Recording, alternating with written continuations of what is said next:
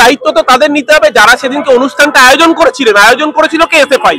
কটা অবধি পারমিশন ছিল রাত 8টার মধ্যে অনুষ্ঠান শেষ করবার, কেন শেষ করেনি?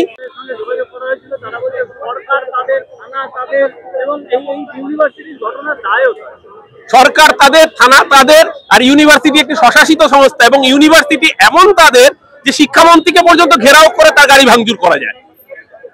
মানে এই যে নৈরাজ্যের যাদবপুর, এই জন্যই আজকে সমস্ত শুভবুদ্ধি সম্পন্ন মানুষ।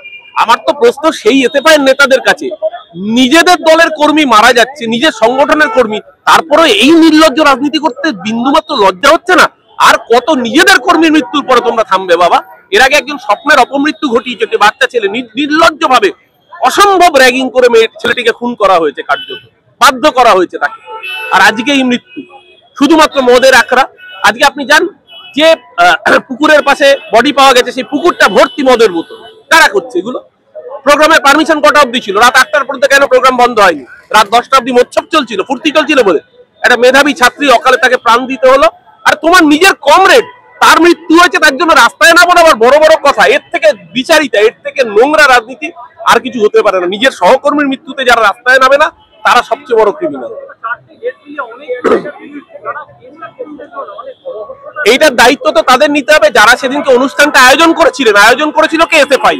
কটা অবধি পারমিশন ছিল রাত 8টার মধ্যে অনুষ্ঠান শেষ করবার, কেন শেষ করেনি? কারা সেইখানে অনুষ্ঠান জুড়ে বেলল্লাপানা করছিল? কেন ওই মেয়েটিকে অন্য কোনো সহপাঠিনী গার্ড করেনি বাথরুমে যাওয়ার সময়? কেন, কি কারণবশত হয়েছে এই ঘটনা? এই দায় নিতে হবে এসএফআই। এই অসভ্যতম চলবে? কত মানুষের মৃত্যুর পর, কত হাজার মরলে তবে মানবে তুমি শেষে? বড্ড বেশি মানুষ গেছে মানের জলেতে বেশি।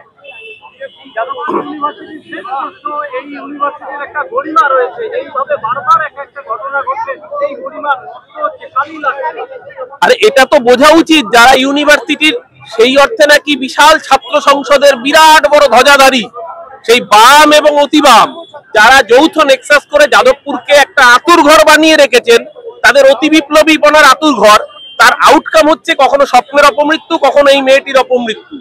আর কত মানুষের প্রাণের বিনিময়ে অসভ্যতম বন্ধ হবে? আজকে যাদবপুর যদি না শুধরায়, বাংলার মানুষ কিন্তু শুধরে দেবে। ছাগলের 3 নম্বর সন্তান নিয়ে কোনো আলোচনা করবো না।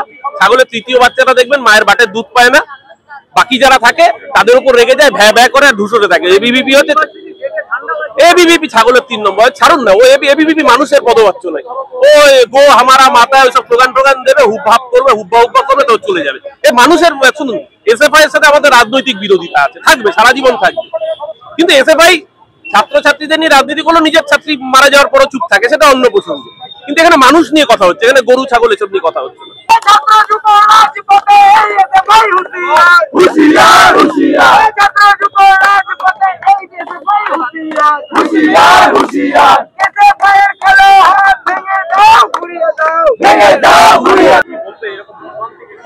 এই যে মর্মান্তিক ঘটনাটা ঘটেছে, এটা সত্যি একটা লজ্জাজনক বিষয়।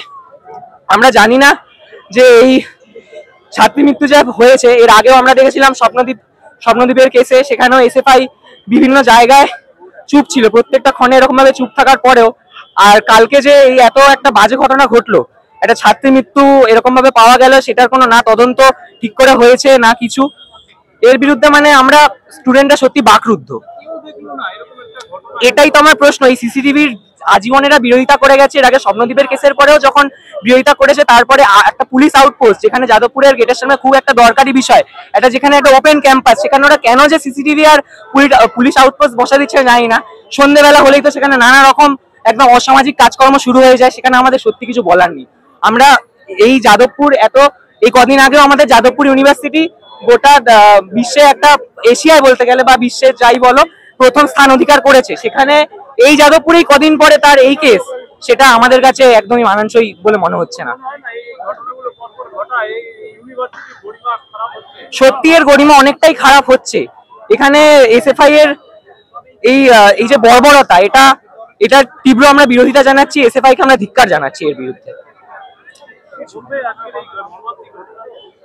মানে এই ঘটনা তো আজকে এটা প্রথম নয়, এর আগেও ঘটেছে।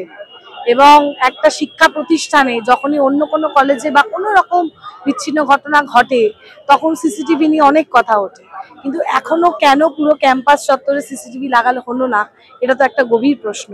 এই যে ছাত্রীটি এইভাবে মর্মান্তিক মৃত্যু ঘটলো, এর দায় কার সেটা তো জানাও যাবে না। যদি একটা সিসিটিভি থাকতো কারা দোষী বা কোনো কিছু একটা পাওয়া যেত, কিন্তু কোনো কিছুই জানা যাচ্ছে না। খুবই মানে কি বলবো, বাকরুদ্ধ আমরা সব ছাত্র সমাজ।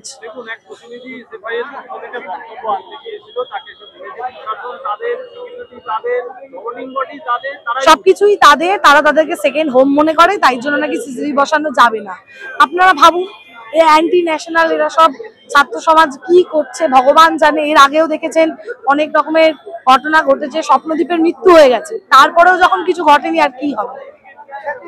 আমরা আশা রাখছি নিশ্চয়ই কোনো ব্যবস্থা নেবে, কঠোর ব্যবস্থা নেওয়া হোক ছাত্র সমাজের পক্ষ থেকে, আমরা সেই বিষয়ে আশাবাদী। খবর আছে এর ব্যাপারে, বাকি সব প্রত্যেক জনসাধারণকে বলছি, কেন যাদবপুর ইউনিভার্সিটি কেন বারবার প্রতিবাদ? একবার হলে ঠিক আছে, দুবার হলে তিনবারের মাথায় এখনো সেম জিনিস। যাদবপুর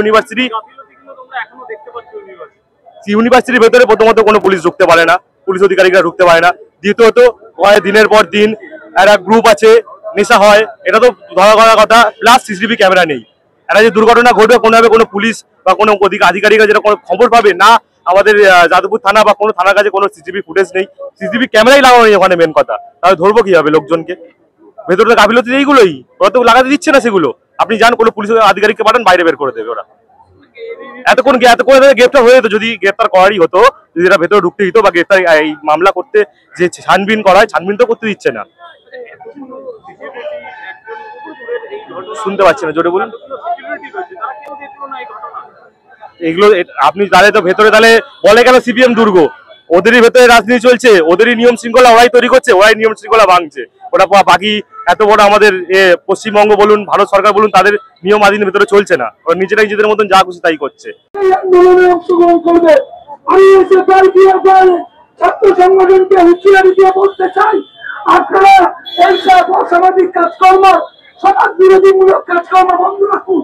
নাহলে তৃণমূল ছাত্র পরিষদের কর্মীরা জঙ্গি আন্দোলন করতে বাধ্য হবে। আপনারা সাবধান হয়ে যান। আজকে তৃণমূল ছাত্র পরিষদের ছাত্ররা রাজপথে উপস্থিত আছে। আমরা যেরকম যে কোনো আন্দোলনের জন্য আমরা প্রস্তুত আছি। অবিলম্বে সিসিটিভি ক্যামেরা যাদবপুর বিশ্ববিদ্যালয় বসাতে দিতে হবে। কোন রকম বাধার সম্মুখীন হলে তৃণমূল যুব কংগ্রেস কর্মী এবং ছাত্র পরিষদের কর্মীরা তৃণমূল যাদবপুর বিশ্ববিদ্যালয়ে উপস্থিত থাকে।